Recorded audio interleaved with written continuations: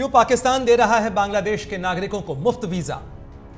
America में Donald Trump की शपथ से पहले बांग्लादेश में कैसे चल रहा है घमासान? बांग्लादेशी हिंदुओं के खिलाफ आखिर कब थमेगी हिंसा की सियासत?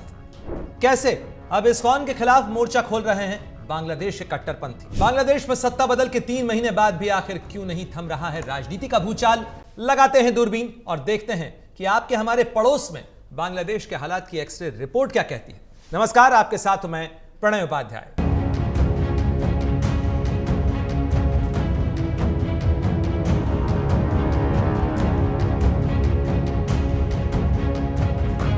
बांग्लादेश के प्रधानमंत्री रही शेख हसीना को ढाका से दिल्ली आए अब 3 महीने हो चुके हैं।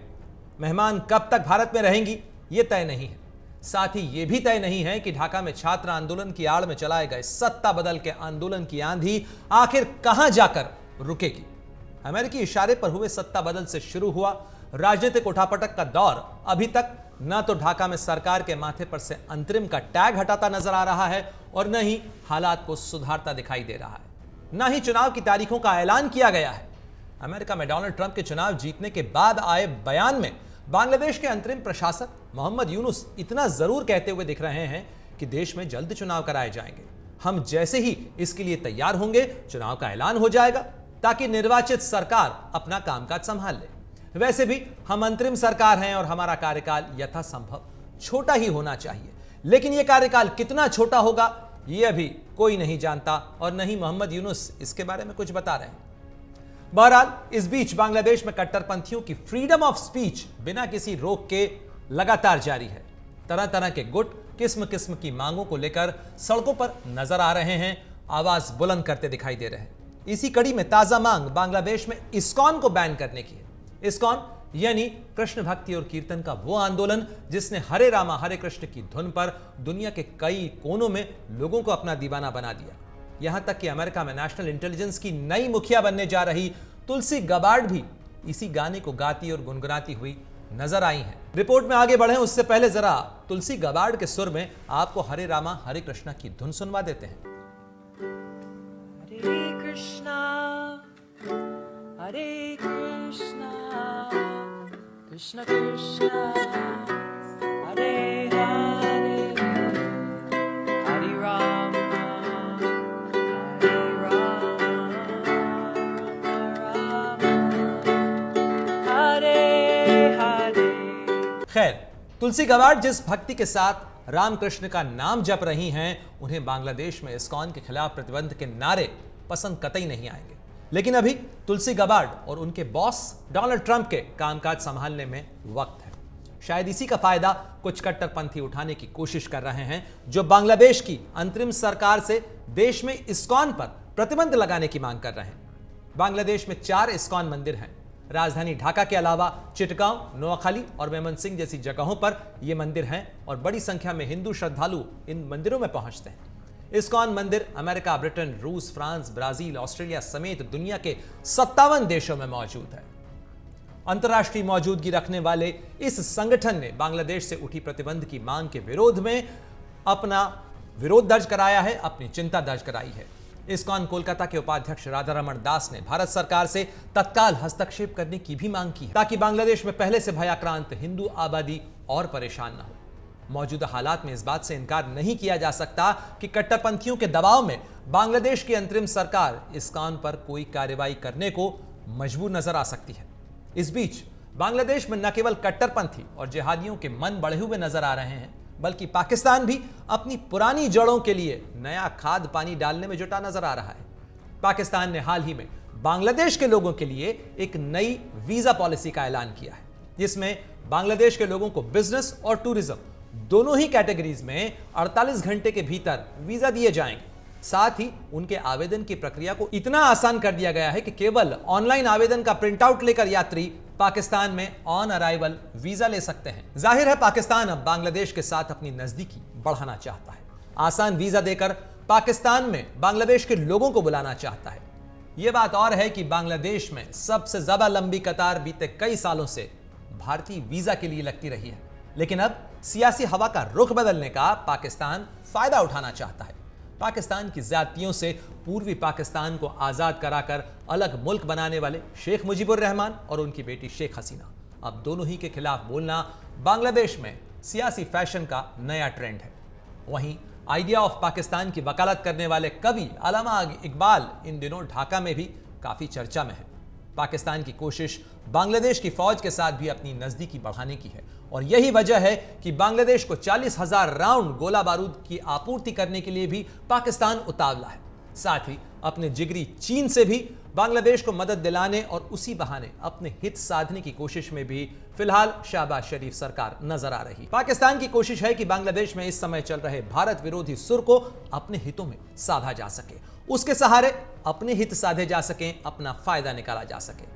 साथ ही साथ ढाका में नई सरकार के आने से पहले अपने नेटवर्क के टावर को पाकिस्तान दुरुस्त कर लेना चाहता है ताकि उससे आगे काम लिया जा सके।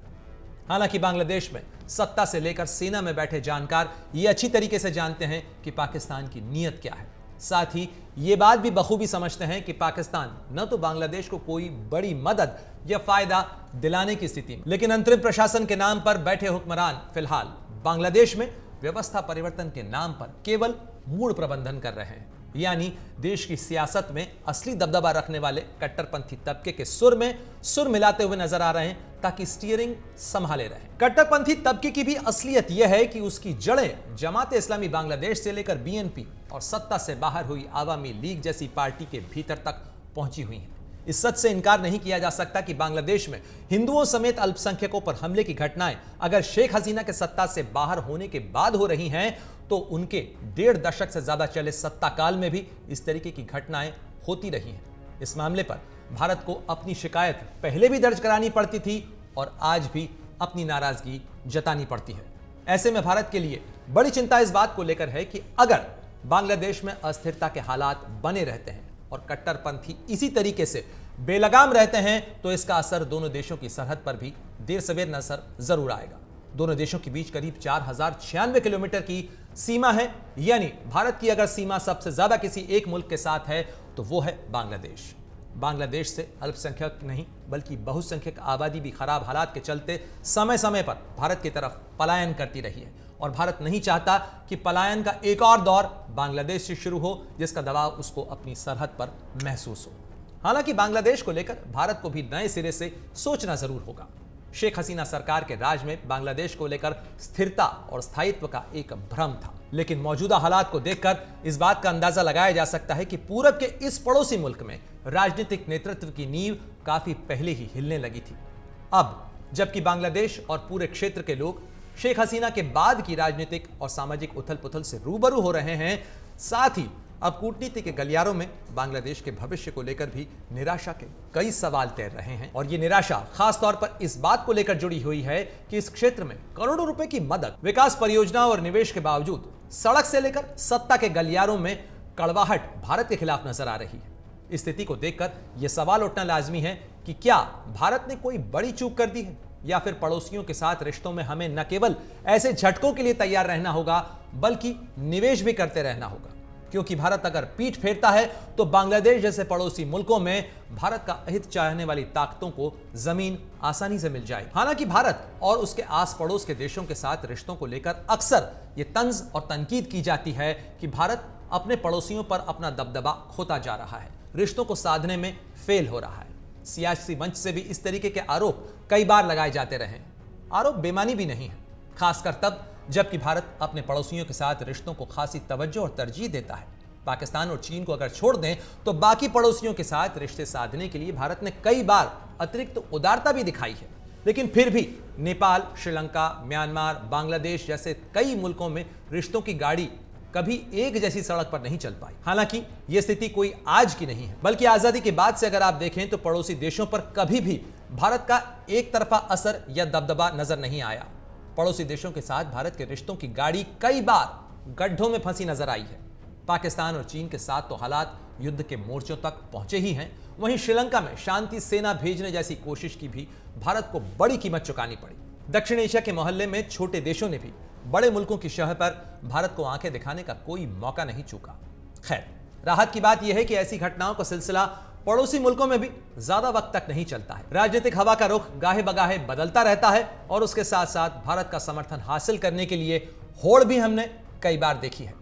तो उम्मीद की जानी चाहिए कि बांग्लादेश में भी सत्ता की हवा बदलेगी और उसके साथ साथ भारत के लिए माहौल भी बदलेगा। अगर आप ये वीडियो YouTube पर देख रहे हैं तो हमारे चैनल को सब्सक्राइब कर बेल आइकन दबाएं और Facebook पर देख रहे हैं तो हमारे पेज को लाइक करें।